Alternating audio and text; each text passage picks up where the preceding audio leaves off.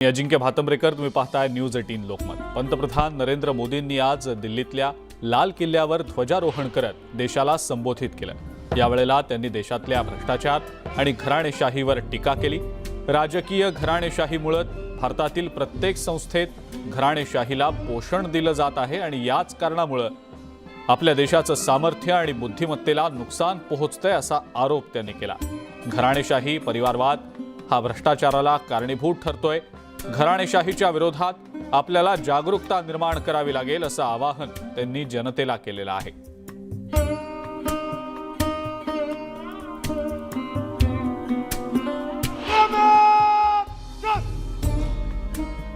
पंतप्रधान नरेंद्र मोदी लाल किल्ल्यावर दाखल झालेले होते आणि यावेळेला त्यांना भारतीय संरक्षण दलांकडून गार्ड ऑफ ऑनर दिला गेला।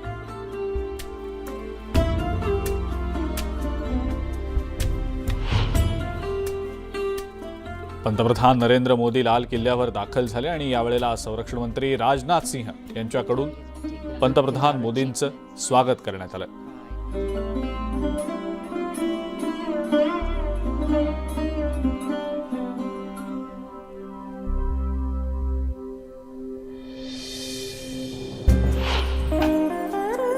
पंतप्रधानांनी लाल किल्ल्यावर ध्वजारोहण केलं। ध्वजारोहणानंतर तिरंग्याला सलामी देण्यात आली। यावेळेला आयोजित कार्यक्रमाला अनेक मान्यवरांनी हजेरी लावलेली होती।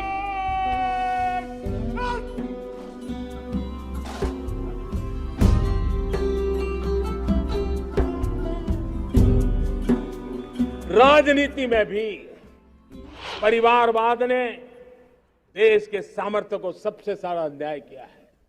परिवारवादी राजनीति परिवार की भलाई के लिए होती है, उसको देश की भलाई से कोई लेना देना नहीं होता है। और इसलिए लाल किले की प्राचीर से तिरंगे झंडे के आन बान शान के नीचे भारत के संविधान का स्मरण करते हुए मैं देशवासियों को खुले मन से कहना चाहता हूं, आइए हिंदुस्तान के राजनीति के शुद्धिकरण के लिए भी, हिंदुस्तान की सभी संस्थाओं के शुद्धिकरण के लिए भी हमें देश को इस परिवारवादी मानसिकता से मुक्ति दिला करके योग्यता के आधार पर देश को आगे ले जाने की ओर बढ़ना होगा। जो लोग पिछली सरकारों में बैंकों को लूट लूट करके भाग गए, उनकी संपत्तियां जब्त कर करके वापस लाने की कोशिश कर रहे हैं। कईयों को जेलों में जीने के लिए मजबूर करके रखा हुआ है। हमारी कोशिश है जिन्होंने देश को लूटा है उनको लौटाना पड़े, वो स्थिति हम पैदा करेंगे। भाइयों बहनों, भ्रष्टाचार दीमक की तरह देश को खोखला कर रहा है। मुझे इसके खिलाफ लड़ाई लड़नी है, लड़ाई को तेज करना है, निर्णायक मोड़ पे लेकर के ही जाना है। तब मेरे 130 करोड़ देशवासी, आप मुझे आशीर्वाद दीजिए, आप मेरा साथ दीजिए। मैं आज आपसे साथ मांगने आया हूं, आपका सहयोग मांगने आया हूं, ताकि मैं इस लड़ाई को लड़ पाऊं, इस लड़ाई को देश जीत पाए और सामान्य नागरिक की जिंदगी भ्रष्टाचार ने तबाह करके रखी हुई है। मैं मेरे इन सामान्य नागरिक की जिंदगी को फिर से शान बान शान के लिए जीने के लिए रास्ता बनाना चाहता हूं।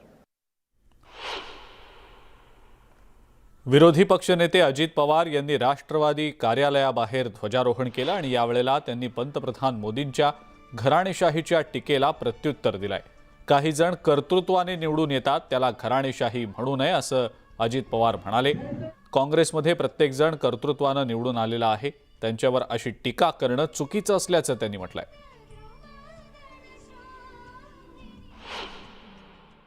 जर कुणाचं काम चांगलं असेल तर आजपर्यंत आपण बघितलं की लोकांनी त्यांना निवडून दिलं। पंडित जवाहरलाल नेहरूजींची कारकीर्द आपण बघितली, त्याच्यानंतर इंदिराजींची कारकीर्द बघितली। एक पोलादी स्त्री म्हणून संपूर्ण जगामध्ये त्या लोकप्रिय झालेल्या आपण बघितल्या। त्याच्यानंतरच्या काळामध्ये आपण राजीव गांधींची कारकीर्द बघितली, मिस्टर क्लीन, आणि शिवाय संगणकाच्या संदर्भामधलं जे ज्ञान आहे, संगणक कॉम्प्युटरचं युग खऱ्या अर्थाने आणण्याचं काम त्यांनी केलं। हे जे काही घराणेशाही म्हटलं जातं. ज्यांच्यामध्ये कुवत नाही, ताकद नाही, कर्तृत्व नाही, नेतृत्व नाही, अशांना जर तुम्ही बळजबरीनं त्या पदावर बसवलं तर तुम्ही त्याच्यामध्ये घराणेशाही म्हणू शकता. परंतु एखाद्याच्या घरामध्ये जन्माला आलेली पुढची जनरेशन ती जर कर्तृत्वान असेल आणि लोकशाही पद्धतीनं त्यांना त्यांच्या भागातल्या जनतेने मतदारांनी आमदार किंवा खासदार केलं तर त्याला घराणेशाही म्हणणं साफ चुकीचं आहे असं माझं स्पष्ट मत. मुख्यमंत्री एकनाथ शिंदे यांच्या हस्ते मंत्रालयात आणि वर्षा या त्यांच्या शासकीय निवासस्थानी ध्वजारोहण करण्यात आलं. मुख्यमंत्र्यांसोबत यावेळेला त्यांचं कुटुंबही उपस्थित होतं. झेंडावंदन केल्यानंतर मुख्यमंत्र्यांनी स्टार्टअप इंडिया रथाचंही उद्घाटन केलं. मंत्रालयात झेंडावंदन केल्यानंतर मुख्यमंत्र्यांनी 1.5 महिन्यात जनहिताचे अनेक निर्णय घेतल्याचं सांगितलं.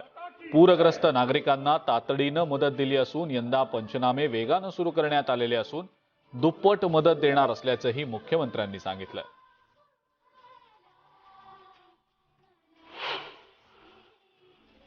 समाज असेल, मराठा किंवा धनगर समाज असेल, त्यांना आरक्षणाचे फायदे मिळवून देण्यासाठी देखील आपलं शासन वचनबद्ध आहे. बांटी आयोगाचा अहवाल सर्वोच्च न्यायालयाने स्वीकारल्याने ओबीसी समाजाला दिलासा मिळालेला आहे. ओबीसींना पुन्हा आरक्षण मिळाले. सारथी आणि महाज्योती या संस्थांना बळकटी देण्यासाठी आर्थिकदृष्ट्या दुर्बल घटकांच्या विकासासाठी अमृत या संस्थेला देखील उभारी देण्यात येत आहे. या 2 महिन्यात राज्याच्या अनेक भागामध्ये जोरदार पाऊस, अतिवृष्टीमुळे खूप नुकसान झालं आहे. आम्ही तातडीने प्रत्यक्ष अतिवृष्टीग्रस्त भागांना भेटी देखील दिलेल्या आहेत.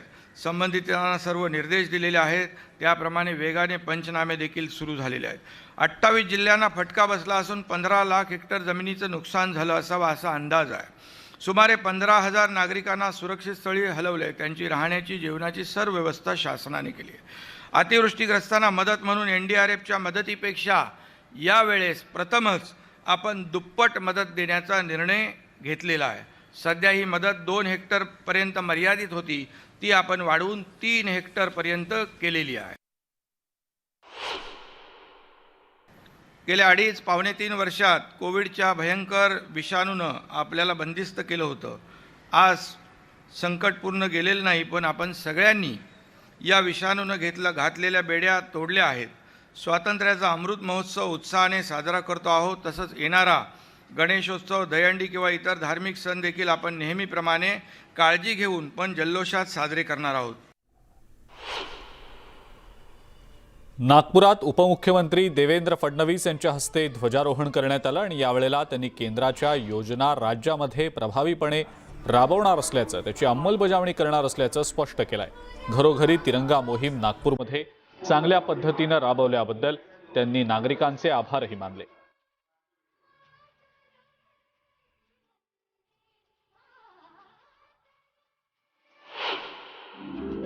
महाराष्ट्रातही नवीन आलेलं सरकार हे मुख्यमंत्री एकनाथरावजी शिंदे यांच्या नेतृत्वामध्ये समाजातल्या सर्व स्तरातल्या लोकांना सोबत घेऊन एक मजबूत, बलशाली आणि विकसित महाराष्ट्र तयार करेल.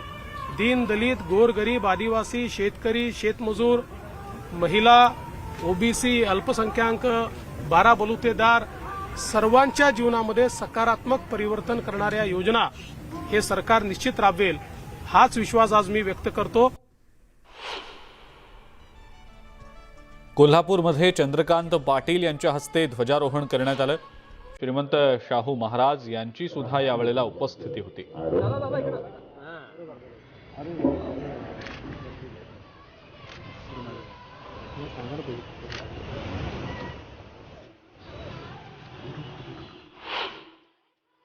जो सरकार असताना त्यातला काही पार्ट दिला, मग 2.5-3 वर्ष त्यातला 1 रुपया मिळाला नाही. आता अशा सगळ्याच गोष्टींचा आढावा घेऊ. मोठी यादीच आहे ना. गव्हर्नमेंट इंजिनिअरिंग कॉलेज कोल्हापूरला होण्यापासून NIT सारख्या मोठ्या संस्था की ज्याच्यातून कोल्हापूरची एक वेगळी ओळख निर्माण होईल अशा आणण्यापासून खूप गोष्टी करायच्या आहेत. इथलं पॉलिटेक्निक व्यवस्थित करून घेण्यापासून त्याच्यामध्येच विद्यापीठ स्ट्रेंथन करणं, त्यांना जो निधी घोषित झाला आहे तो द्यायला लावणं, असे सगळेच विषय आहेत. सामना हे दैनिक विरोधी पक्ष झाल्यामुळे सामना हे ज्यांचं मुखपत्र आहे ती उद्धवजींची शिवसेना विरोधी पक्ष झाल्यामुळे त्यांनी अशी टीका करायचीच असते. विरोधकांनी कधी स्तुती करायची नसते. हां, फक्त आपलं म्हणणं एवढंच असतं की विरोधकांनी जे चांगलं आहे त्याला चांगलं म्हणावं, तर तेही काही सामनातून होत नाही. त्यामुळे ते त्यांचं काम आहे. मंत्रिमंडळ विस्तारानंतर रखडलेलं खातेवाटप जाहीर झाल्यानंतर भाजपकडे महत्त्वाची खाती असल्याच्या मुद्द्यावरनं राजकीय चर्चा रंगली आणि याच संदर्भात मुख्यमंत्री एकनाथ शिंदे यांनी आपली प्रतिक्रिया नोंदवताना खातं कोणतं आहे यापेक्षा त्या खात्याला आपण न्याय कसा देतोय हे महत्त्वाचं असल्याचं वक्तव्य केलं. त्यामुळं ज्या विभागाची जबाबदारी मंत्र्यांवर दिलेली आहे ती नक्कीच ते यशस्वीपणे पार पाडतील असा विश्वास सुद्धा मुख्यमंत्री एकनाथ शिंदे यांनी व्यक्त केला. शेवटी खातं कोणतं आहे यापेक्षा त्या खात्याला आपण न्याय कसा देतो हे महत्त्वाचं आहे.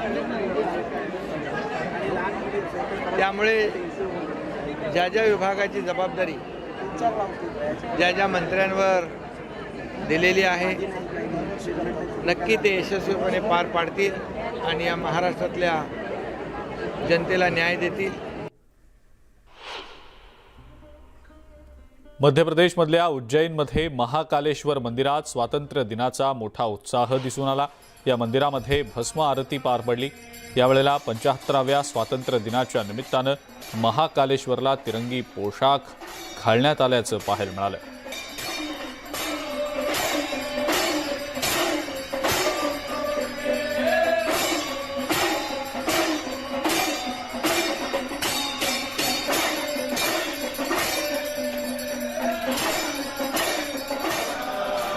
उत्तर प्रदेशमधल्या मेरठमध्ये अवघडनाथ मंदिरात तिरंगी सजावट करण्यात आली.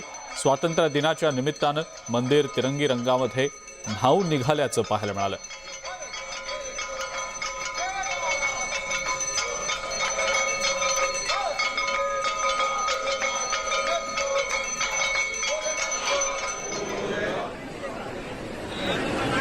पंचाहत्तराव्या स्वातंत्र्य दिनाच्या निमित्तानं बद्रीनाथमध्ये रोषणाई करण्यात आलेली होती.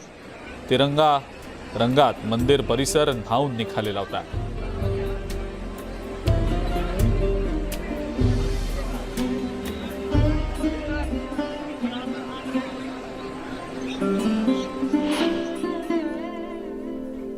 स्वातंत्र्य दिनाच्या निमित्तानं पंढरपूरमधल्या विठ्ठल रुक्मिणी मंदिराला सुद्धा सजावट करण्यात आलेली आहे.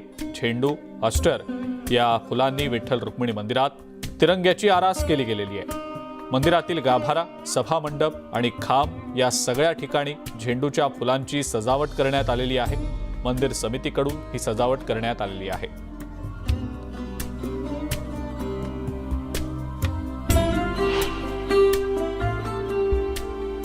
स्वातंत्र्याच्या अमृत महोत्सव वर्षानिमित्तानं आळंदीतल्या संत ज्ञानेश्वर मंदिराला फुलांची सजावट करण्यात आलेली आहे. या सजावटीमुळे माऊलींचं रूप अधिकच खुलून दिसतंय.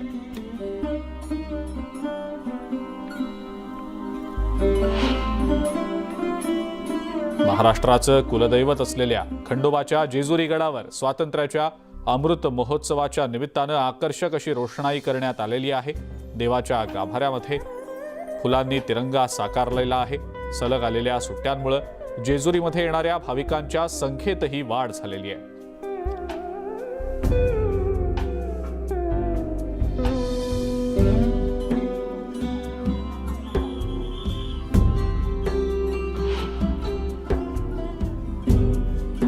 आज श्रावणातल्या तिसऱ्या सोमवारी 12 ज्योतिर्लिंगांपैकी एक असलेल्या पुणे जिल्ह्यातल्या भीमाशंकर इथं भाविकांनी मोठी गर्दी केली आहे. सलग आलेल्या सुट्ट्या आणि देशाच्या अमृत महोत्सवी स्वातंत्र्य दिनाच्या निमित्तानं हा सगळा योग जुळून आल्यानं मंदिरात मोठी गर्दी पाहायला मिळते. पोलिसांनी भीमाशंकर मंदिराजवळ जाण्यासाठी खासगी वाहनांना मज्जाव केलाय.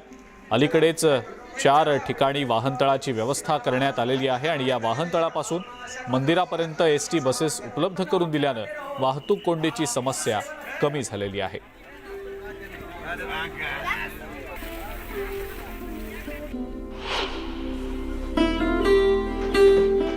इंदापूरमध्ये स्वातंत्र्याच्या पूर्वसंध्येला रात्री 10 ते 12 पर्यंत तिरंगा मशाल रॅली काढण्यात आलेली होती. भाजपचे नेते हर्षवर्धन पाटील यांच्या नेतृत्वाखाली ही मशाल मिरवणूक काढली गेली. या मिरवणुकीमध्ये शेकडो नागरिकांनी सहभाग नोंदवलेला होता.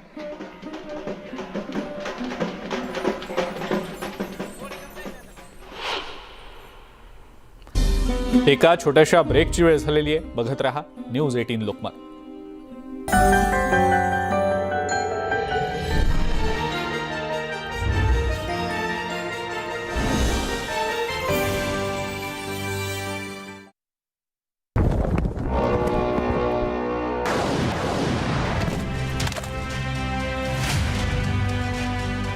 जय सलमान. जय हिंद.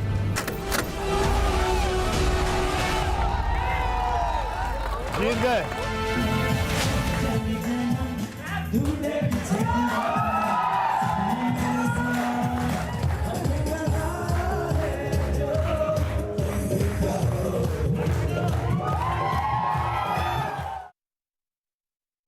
देश 75 साल मना रहा है. इस वक्त आपके मन में क्या ख्याल है? आज़ाद भारत में पैदा होना, इससे बड़ा आशीर्वाद ऊपर वाला क्या दे सकता है? क्या सच में ये जरूरी है हर घर तिरंगा लगाना? क्या पिताजी को पिताजी बोलना जरूरी है? माताजी का आदर करना जरूरी है? बिल्कुल जरूरी है. वो जरूरी है तो देश के लिए भी अपना जज्बात है वो जरूरी क्यों नहीं?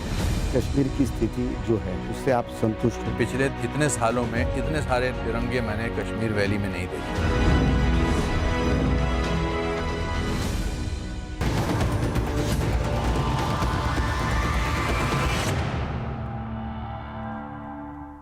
ब्रेकनंतर आपल्या सगळ्यांचं पुन्हा एकदा स्वागत.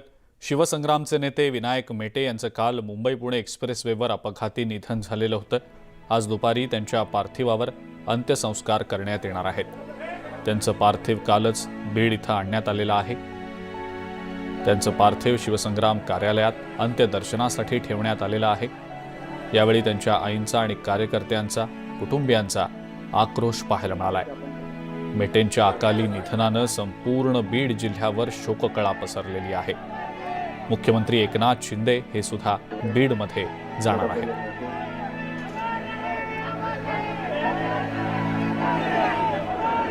आदरणीय मेटे साहेब यांचे पार्थिव शिवसंग्राम भवनाच्या परिसरामध्ये दाखल होत आहे. त्याच्यावर शिवापार प्रेम करणारी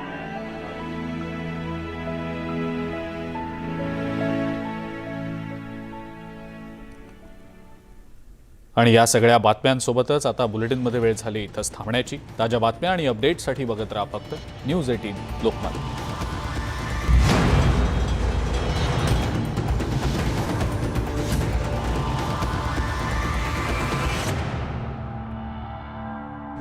देश 75 साल मना रहा है. इस वक्त आपके मन में क्या ख्याल है? आज़ाद भारत में पैदा होना, इससे बड़ा आशीर्वाद ऊपर वाला क्या दे सकता है? क्या सच में ये जरूरी है हर घर तिरंगा लगाना? क्या पिताजी को पिताजी बोलना जरूरी है? माताजी का आदर करना जरूरी है? बिल्कुल जरूरी है. वो जरूरी है तो देश के लिए भी अपना जज्बात है वो जरूरी क्यों नहीं? कश्मीर की स्थिति जो है उससे आप संतुष्ट हो? पिछले इतने सालों में इतने सारे तिरंगे मैंने कश्मीर वैली में नहीं देखे.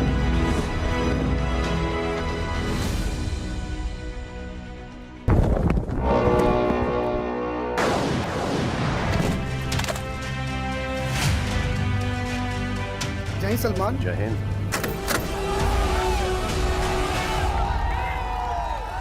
जीत गए.